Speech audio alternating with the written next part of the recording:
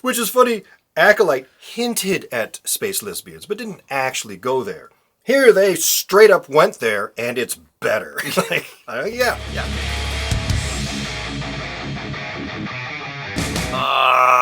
Holy shit.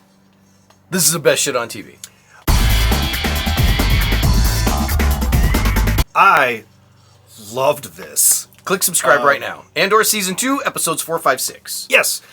I don't know what to tell you other than not a lot happens, and yet a lot happens. Would you agree that Episode 4 was the most boringest so far? Yes. Okay. Yes, by far. So, and that one had me worried. Like, Episode 4 was going very, very slow. It had me a little worried, but it started to pick up at the end, and then as soon as Episode 5 hit, the tension's on. I am in.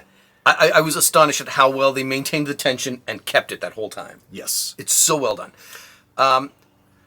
This isn't really a spoiler, but I love that it's much more real and grounded. There's very little pretentious Hollywood bullshit. Well, yeah, we don't have, like, cameos. C-3PO doesn't have to walk on stage in order for us to point and go, oh, I know him, and stuff like that. So, yeah, that's not... There's that, but also, Tony Gilroy doesn't really do a lot of cliche Hollywood crap. You saw it in The Bourne Identity. When Jason Bourne gets jumped by 4 guys, he gets his ass kicked. Right. It's done in reality. When he gets dumped into an aircraft he's never flown before, he looks at the control panel and says, I don't know how to fly this thing. Right. That reality is there. And I loved when he's explaining to them why their plan is stupid.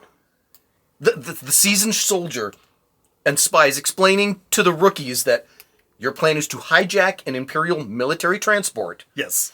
And rather than make a getaway, store the stolen goods right here with you in the city that you're currently in. Yes, where you live.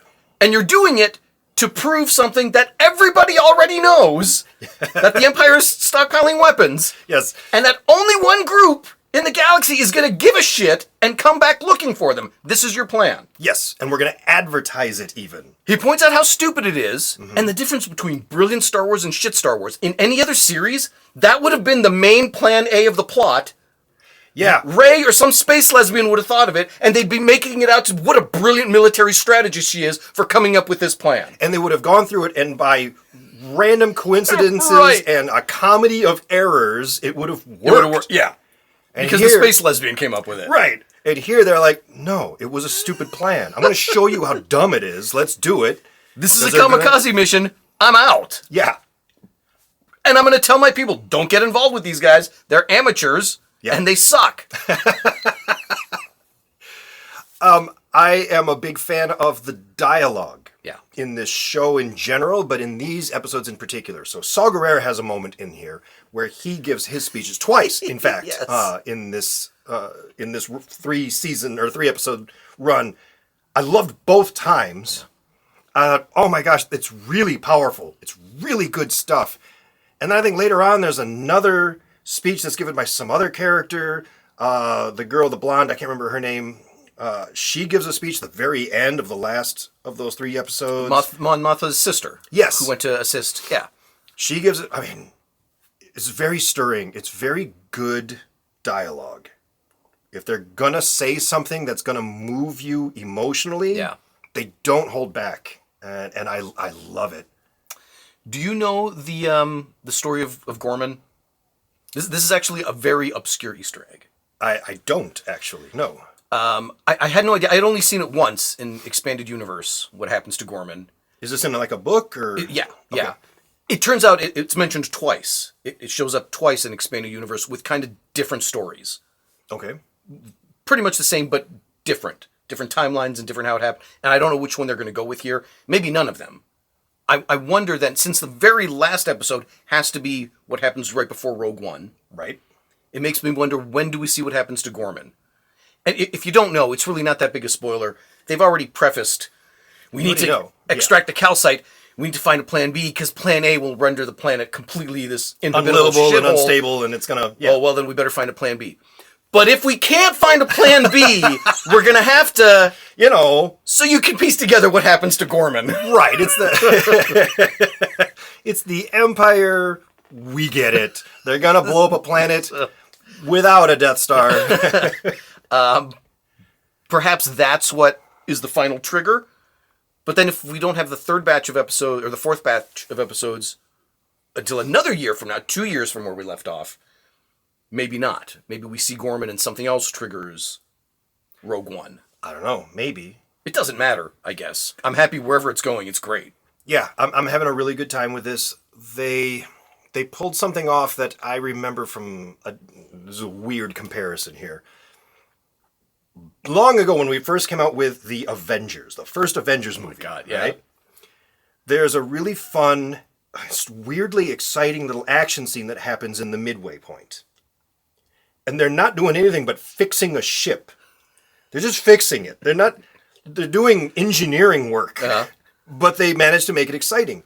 There are moments of tension in here. She's just trying to do one task. Right, yes. And I'm on the edge of my seat wondering if she's going to pull this off. She's like tightening a bolt. Like, it'd be like watching somebody with a screwdriver tightening something, and you're on the edge of the seat going, is it going to get tightened? Is it going to get loosened? Oh my God, I have to know. And I realized while watching that, you're really good at your craft. Because I am deeply engaged in this most menial of tasks that should have been 2 seconds and done, but damn it all, I am freaking out to know what's going to happen. Because you understand, they explained the stakes to you so well that you understand if this goes wrong, it all comes apart and the domino effect is going to be a catastrophe. Yes. You intrinsically understand that because they laid it out for you. Right. I like that the heroes of the story are definitely starting to hit that panic position where it's too much all at once. It's starting to get overwhelming. They're going to have to make some much harder decisions pretty soon. Yeah. Yeah. And you feel that. So I'm really excited for this series. I know some of you watched the first 3 episodes and you thought, maybe this is going to be a lot slower than it was. They promised that it picks up from there. They were not lying. Yeah. It absolutely picks up from there. I loved it. I absolutely loved it. I especially love... I had trouble piecing together what's done in that ridiculous LED room and what's a practical and what's being shot on location. I don't know. It looks great. When they're walking through the wheat fields, is that real? I don't know. And that's the beauty of it, isn't it? When you watch The Acolyte and you find out how much money they spent, you ask yourself, where the hell did you spend this money? Where did the money go? When you watch this, you go, I see where the money went. The money went to that. Oh my gosh, the money went to that.